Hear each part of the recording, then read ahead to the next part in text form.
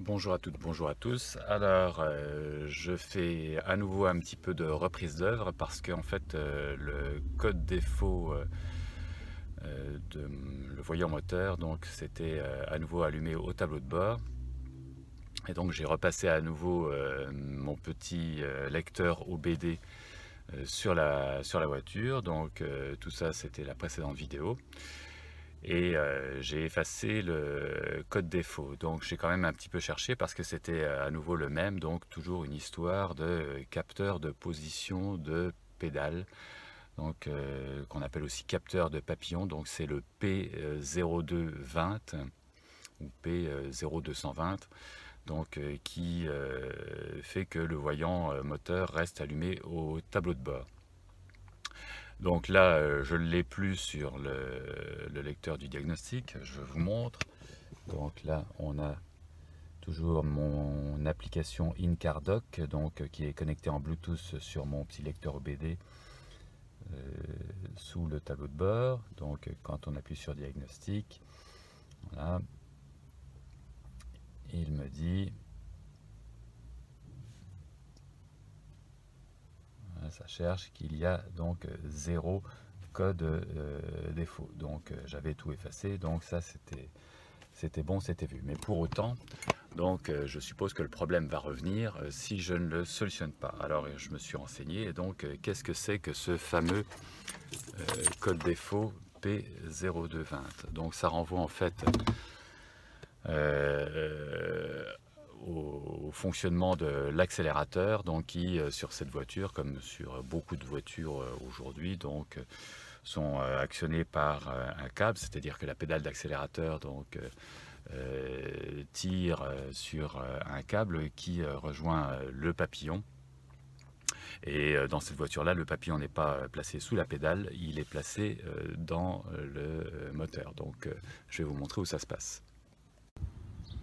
Alors voilà, donc dans la voiture, dans le compartiment moteur, le fameux papillon avec son capteur de position qu'on appelle aussi potentiomètre, il se trouve donc ici sous la baie de pare-brise, côté droit dans le sens du véhicule.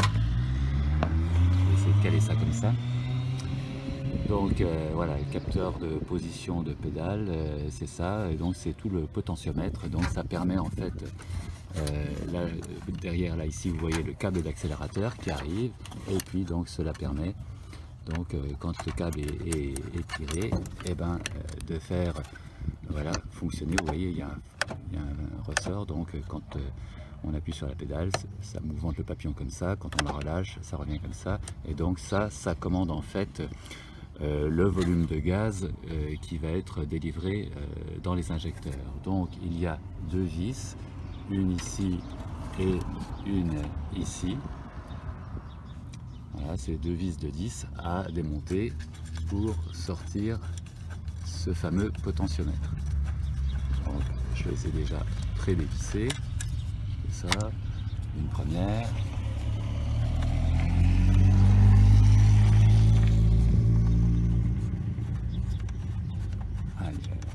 Il y a les motards qui font leur action caritative, bon, c'est sympa, mais ça fait un potin du diable dans le quartier.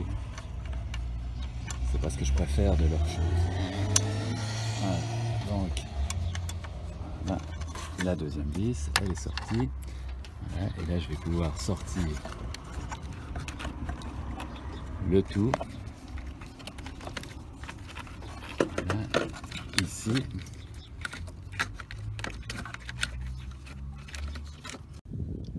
Donc voilà, là j'ai dégagé le potentiomètre.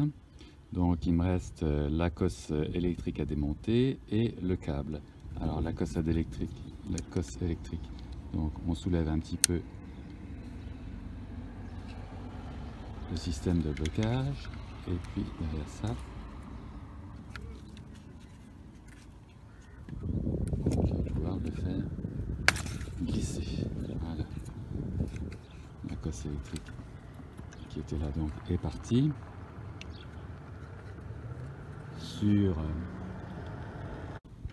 Ensuite on démonte le câble. Donc le câble, c'est un peu comme un frein de vélo, hein. on le détend, on le sort ici, on relâche, et là donc tout va pouvoir passer à l'extérieur. Voilà, et c'est bon, ce coup-là, j'ai sorti mon potentiomètre. Donc on va se retrouver à l'intérieur pour le démonter. Voilà, donc j'ai pas réussi à démonter le potentiomètre qui se trouve être en deux parties. Hein.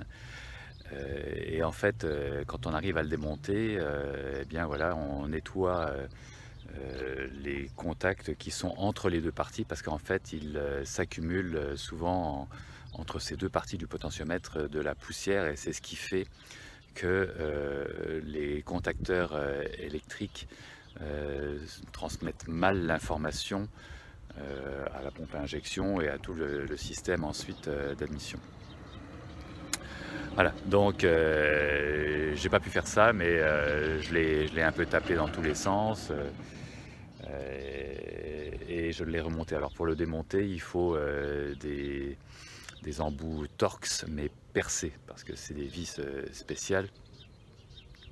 Et j'avais ça, mais finalement non, ça n'a pas marché. J'ai pas réussi à dévisser les deux vis qui tiennent les deux parties du potentiomètre. Donc ma foi, c'est partie remise. Toujours est-il que voilà.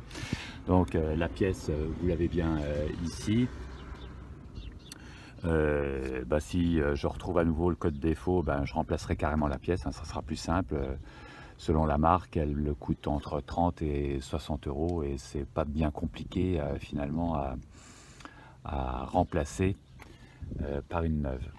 Donc voilà, j'aurais préféré, comme à mon habitude, remplacer, la remettre en état.